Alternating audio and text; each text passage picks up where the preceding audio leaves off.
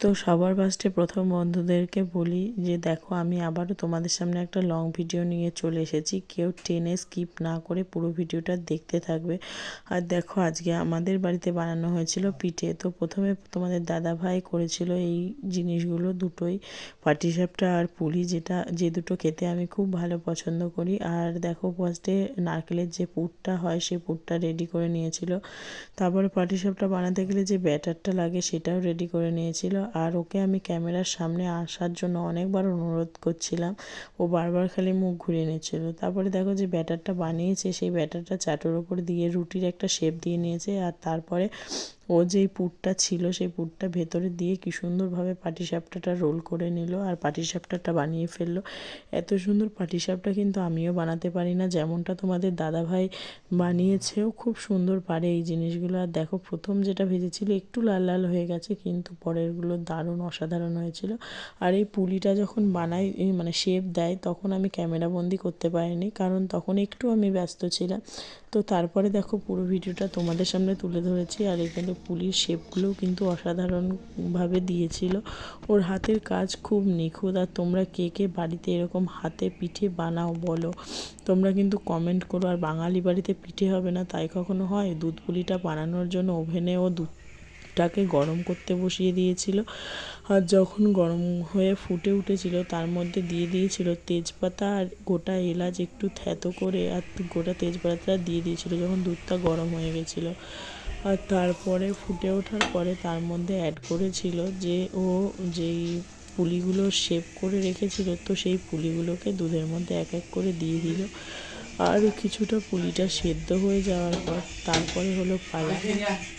তারপরে ছিল খেজুরের গুড়, এই শীতে যেটা।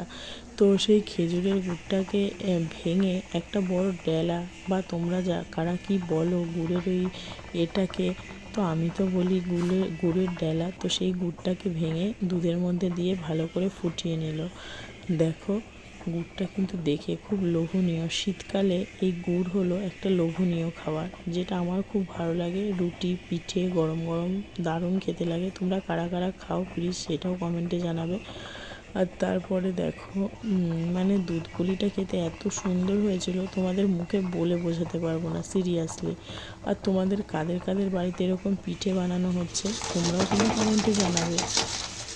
তো দেখো পুরো ভিডিওটা দেখতে থাকো।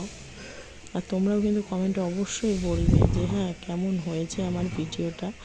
আর তোমাদের কাছে রিকোয়েস্ট থাকলো কেউ ভিডিওটা স্কিপ করবে না, পুরো ভিডিওটা দেখবে। আমি তোমাদের সামনে তুলে ধরার চেষ্টা করেছিলাম।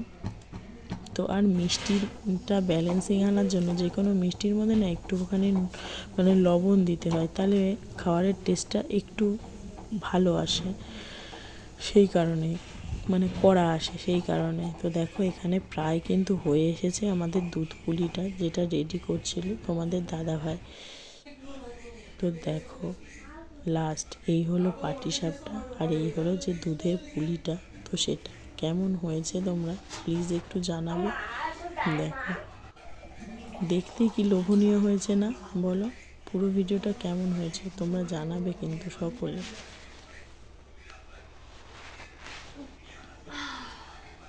আমি তো খুব আনন্দ সহকারে, খুব টেস্ট হয়েছিল খাবারটা, খেয়েছি। আর তোমরাও বলবে পুরো ভিডিওটা তোমাদের সামনে যখন তুলে ধরলাম কেমন বানিয়েছে তোমাদের দাদাভাই। 100-এর মধ্যে কত পার্সেন্ট মার্কস দেবে তোমাদের দাদাভাইকে সেটাও একটু কিন্তু জানাবে। তো সকল বন্ধুদেরকে আশা করব সকলে ভিডিওটা দেখবে এবং পুরো ভিডিওটায় লাইক কমেন্ট শেয়ার আর আমার চ্যানেলটাকে ফলো করতে কেউ ভুলো না। সকল বন্ধুদের বলছি ভালোবাসা দিলে নিশ্চয়ই ভালোবাসা পাবে। সকলকে বাই।